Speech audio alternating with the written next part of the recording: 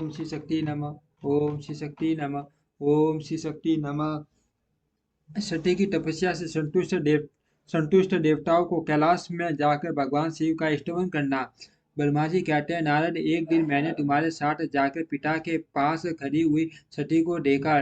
वह तीनों लोकों की सारभूता सुंदरी थी। उसके पिता ने मुझे नमस्कार करके तुम्हारा भी सत्कार किया।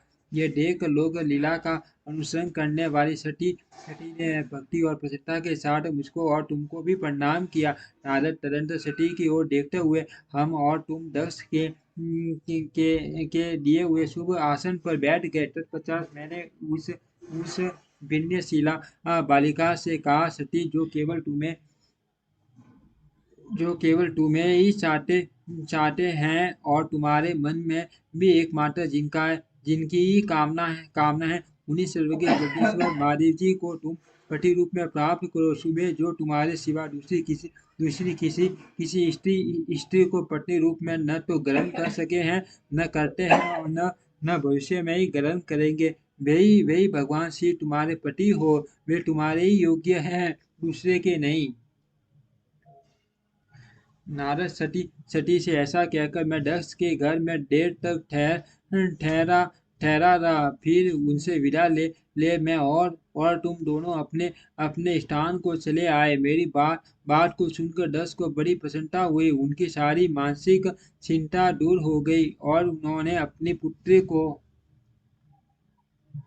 परमेश्वरी ही समझकर गोद में उठा लिया। इस प्रकार कुमारों सिद्ध सुंदर लीला व्यारों से सुशोभित होती हुई भक्तवत्सला सती, जो सहसा से मानव रूप धारण करके प्रकट हुई थी, कौमारावस्था पाकर गई, बाल्यावस्था बिताकर किंचित युवावस्था को प्राप्त हुई। सती अत्यंत तेज एवं शोभा से संपन्न और संपूर्ण अंगों से मनोहर दिखाई देने लगी।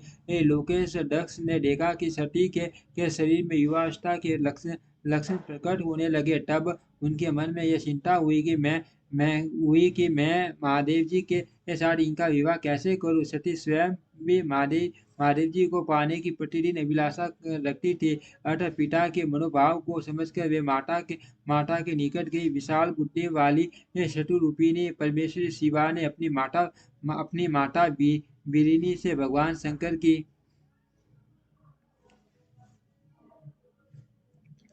प्रसन्नता के अपनी माता बिरिनी से भगवान शंकर की प्रसन्नता के निमित्त तपस्या करने के लिए आज्ञा मांगी। माता की आज्ञा मिल गई। दृढ़ता पूर्वक व्रत का पालन करने वाली सती ने महेश्वर वर को पति रूप में प्राप्त करने के लिए अपने घर पर ही उनकी आराधना आरंभ की। आश्विन मास में नंदा प्रतिपदा, षष्ठी और एकादशी तिथियों में उन्होंने भक्तिपूर्वक गुड़, भात और नमक चढ़ाकर भगवान शिव का पूजन किया और उन्हें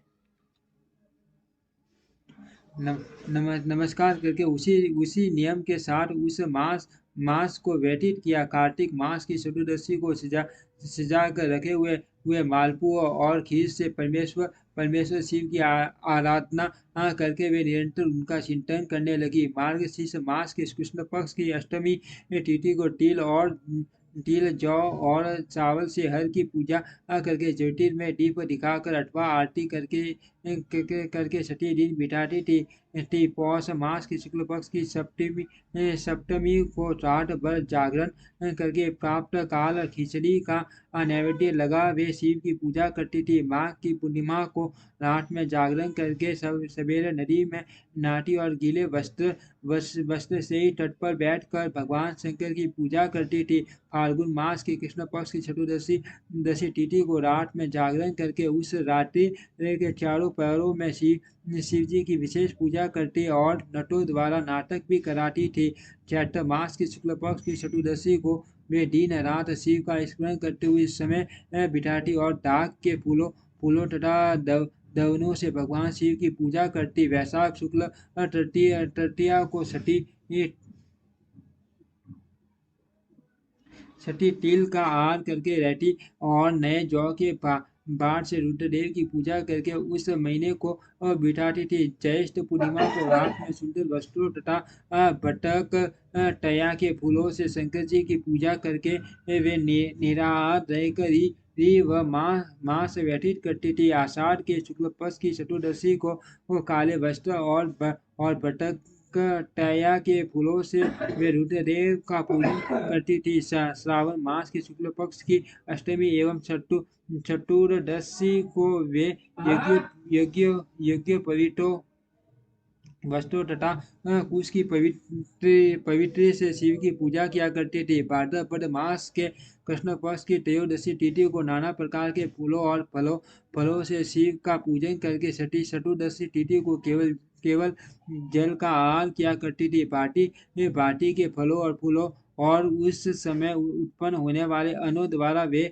शिव की पूजा करते और महीने भर अत्यंत नियमित आहार करके केवल जप में लगी रहती थी। सभी महीनों में सारे दिन सती शिव की आराधना में ही संलग्न रहती थी।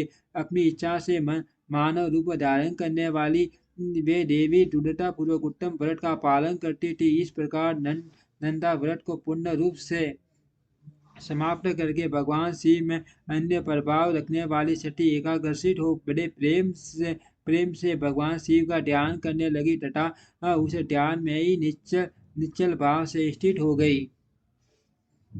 उन्हें इसी समय सब देवता और ऋषि भगवान विष्णु और मुझको आगे करके सती की तपस्या देखने के लिए वहां आकर देवताओं ने देखा। सती मूर्तिमती दूसरी सिद्धि के सम्मान जान पड़ती हैं। वे भगवान शिव के ध्यान में निमग्न हो उस समय सिद्धावस्था को पहुंच गई थी। समस्त देवताओं ने बड़ी प्रसन्नता के साथ वहां दोनों हाथ जोड़कर सती को नमस्कार किया। मुनियों ने भी मस्तक झुकाए तथा श्री हरि आदि के मन में प्रीति उमड़ आई। श्री विष्णु आदि सब देवता और मुनि आश्चर्यचकित हो सती देवी की तपस्या की पूरी पूरी प्रशंसा करने लगे। फिर देवी को प्रणाम करके वे देवता और मुनि तुरंत ही गिरिश्रेष्ठ कैलाश को गए जो भगवान शिव को बहुत ही प्रिय है। सावित्री के साथ मैं और लक्ष्मी के साथ भगवान वासुदेव भी प्रसन्नता पूर्वक महादेव जी के निकट गए। वहां जाकर भगवान शिव को देखते ही बड़े वेग से प्रणाम करके सब देवताओं